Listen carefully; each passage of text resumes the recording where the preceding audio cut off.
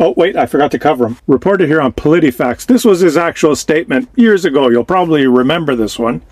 I would build a great wall, and nobody builds walls better than me, believe me, and I'll build them very inexpensively. I will build a great wall on our southern border, and I'll have Mexico pay for that wall. Mexico will pay for that wall that I will build. Mexico hasn't mailed their check yet. So does Canada really need to pay the United States 61 billion or 71 billion or 100 billion or 150 billion US, whatever number the bombastic buffoon pulls out of his ass on any given day?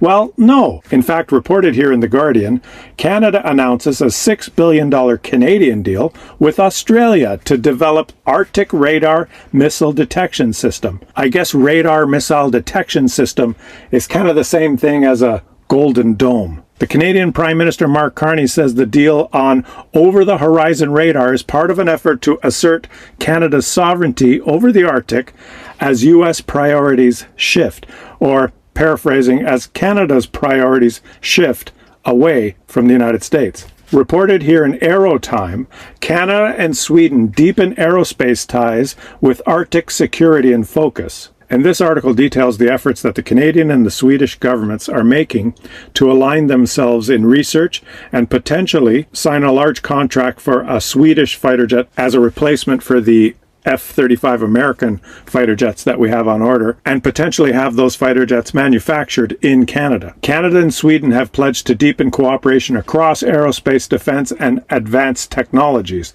The joint announcement was made on August 20th, 2025 by Melanie Joly. The ministers framed the partnership as a strategic alignment in the face of shifting geopolitical dynamics in Europe and the Arctic, highlighting defense industry collaboration, particularly in aerospace, as a key priority. The potential to manufacture Swedish fighter jets in Canada, but also the company has partnered with Bombardier on GoldenEye surveillance aircraft and has expressed interest in offering it for Canada's Airborne Early Warning and Control program. And Canadian company Bombardier welcomes the joint announcement between Canada and Sweden to deepen aerospace defense and industrial collaboration. Reported here in Politico, Canada also looks to Germany to offset Trump tariff agenda. Prime Minister Mark Carney and senior cabinet ministers will travel to Berlin to talk energy, defense, and critical minerals. Prime Minister Mark Carney arrived in Germany late Monday looking to boost trade and defense ties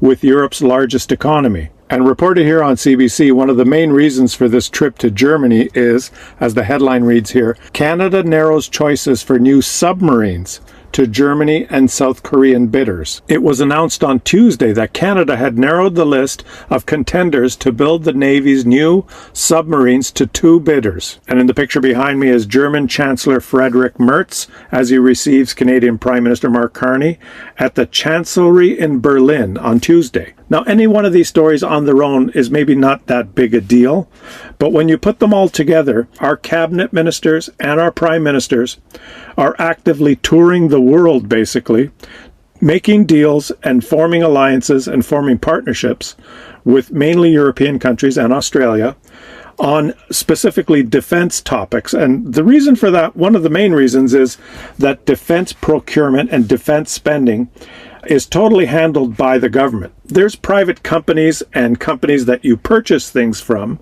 but the actual contracts and decisions, what specific things you buy and how much a country is going to spend on the military rests with the government. And in every conversation and in every meeting and every foreign visit that our prime minister and cabinet ministers have had recently, when talking about the military or military spending, has all been designed to distance ourselves from the United States and potentially even break contracts that we have with them now, the F-35 fighter jet contract, and bring us. In the world of global defense, contracts are never just business transactions.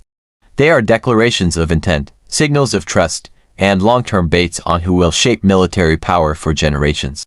Every major defense agreement influences technology development, industrial supply chains, employment, diplomatic relationships, and the balance of power itself.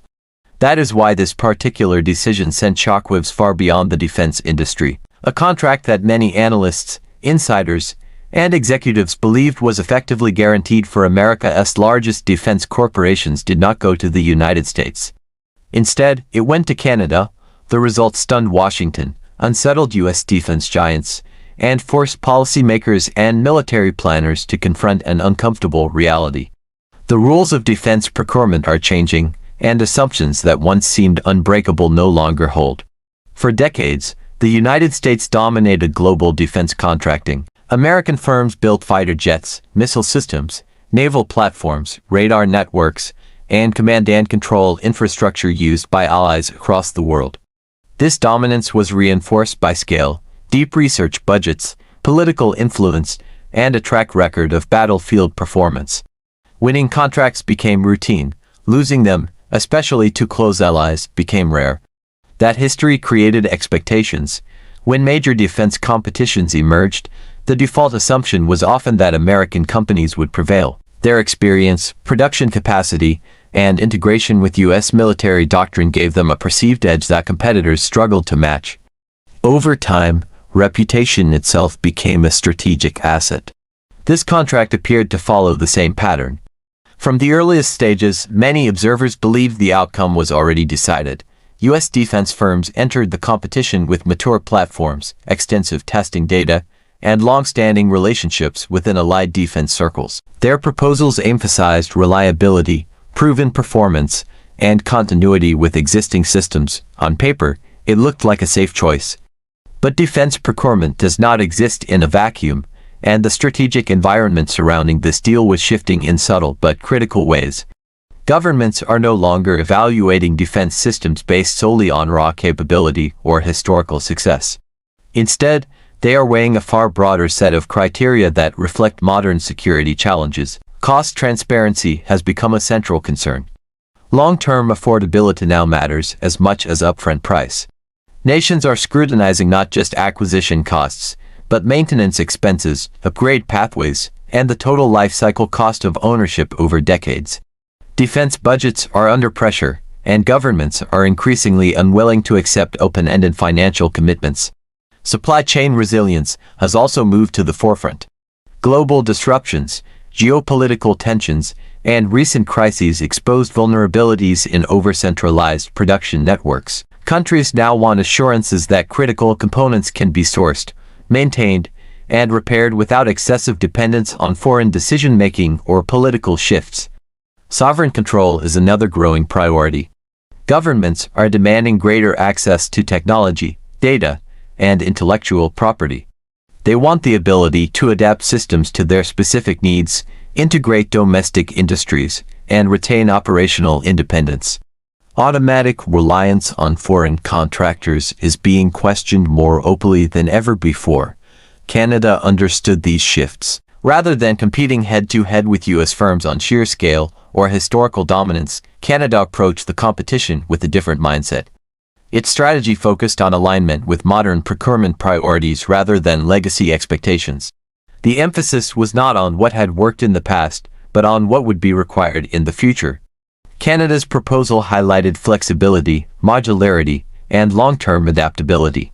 The systems offered were designed to evolve as threats change, technologies advance, and alliances adapt. Interoperability with allied forces was treated as a baseline requirement, not a secondary feature. Integration was built into the core design.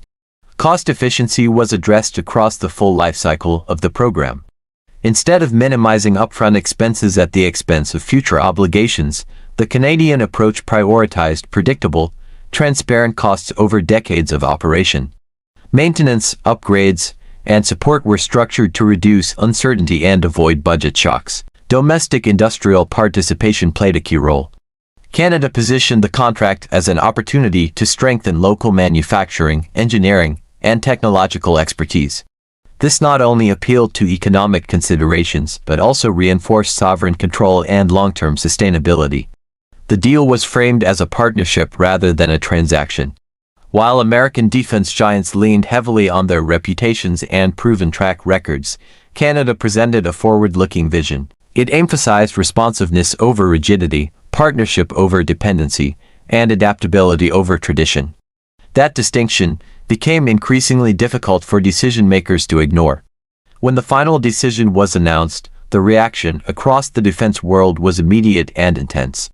Analysts who had assumed predictable outcomes scrambled to explain how such a result could occur. Industry insiders acknowledged that something fundamental had shifted. Lobbyists sought clarification, and executives quietly reassessed their competitive strategies. The explanation, however, was not rooted in politics or symbolism. It was rooted in value. The evaluating authority concluded that Canada's proposal better aligned with long-term strategic needs. It offered a balance of capability, affordability, flexibility, and control that resonated with modern defense priorities. This was not a rejection of American technology or competence, but a recognition that dominance alone no longer guarantees victory. The message to Washington was unmistakable. Allies are no longer automatically selecting American defense contractors by default. Trust remains important, but it is now accompanied by rigorous scrutiny. Governments are comparing options more aggressively, negotiating harder, and prioritizing national interests with greater confidence.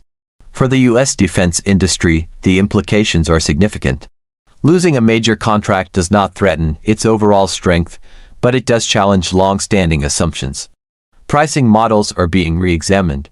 Development timelines are under review.